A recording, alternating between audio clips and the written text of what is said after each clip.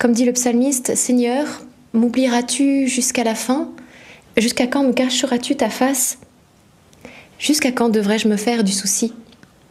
Mais moi, je compte sur ta bonté, j'ai confiance en ta bonté, je suis sûre de toi. » Donc c'est magnifique, c'est cet appel à faire confiance au Seigneur, même quand il y a des soucis qui s'accumulent, même quand le temps semble long avant d'avoir eu une réponse de Dieu, il nous faut faire confiance au Seigneur.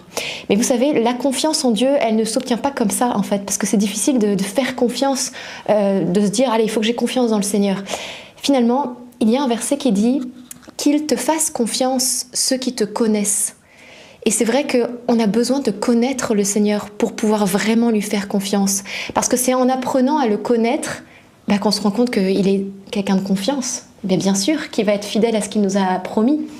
Parce que si on vous demandait de faire confiance à la caissière chez qui vous faites vos courses une fois par semaine, vous allez dire non, je la connais pas, enfin je peux pas vraiment lui faire confiance. Voyez, mais si vous apprenez à la connaître, à discuter avec elle, vous voyez un petit peu ses réflexions, là vous allez lui faire confiance. Et bien c'est pareil avec le Seigneur.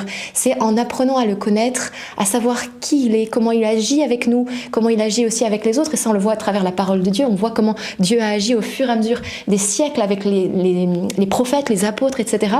Et bien là on se dit mais waouh, mais Dieu il a été fidèle à chaque fois, donc il le sera aussi dans ma vie. Et si ainsi, c'est grâce à cette connaissance de Dieu qu'on peut ensuite lui faire confiance.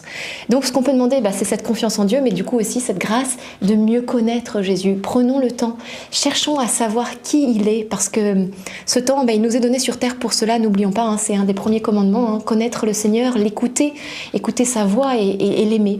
Donc demandons cette grâce d'avoir peut-être une appétence, un désir plus grand de connaître Jésus.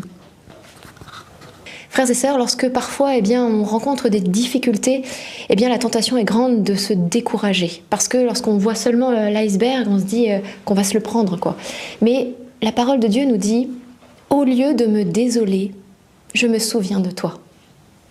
Au lieu de me désoler, je me tourne vers toi. » Et alors là, je reprends espérance. Et ça, c'est un beau réflexe dans nos situations, dans ces zones qui sont compliquées, que nous devons affronter, de se dire que je ne vais pas tant regarder la difficulté, je vais la remettre au Seigneur, je vais tout de suite me tourner vers lui parce que je sais qu'il sait. Je sais qu'il sait ce que je traverse, je sais qu'il sait ce que je souffre dans mon cœur à cause de cette situation. Mais je lui fais confiance, je lui remets et il va agir avec mes prières, avec ma bonne volonté et puis selon peut-être ce que l'Esprit Saint vous inspirera de faire concrètement aussi, j'ai confiance, il va m'aider.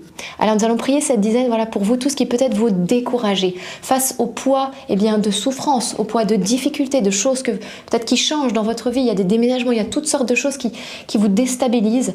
Nous allons demander au Seigneur la grâce que vous ne vous découragiez pas, mais que vous vous souveniez de Dieu, que vous vous tourniez vers Dieu dans les moments où vous êtes tenté de baisser les bras.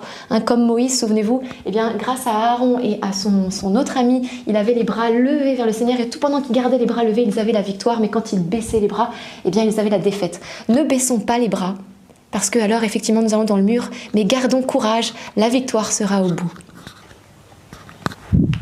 Notre Père qui es aux cieux, que ton nom soit sanctifié, que ton règne vienne, que ta volonté soit faite sur la terre comme au ciel.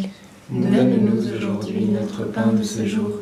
Pardonne-nous nos offenses, comme nous pardonnons aussi à ceux qui nous ont offensés, et ne nous laisse pas entrer en tentation, mais délivre-nous du mal. Amen.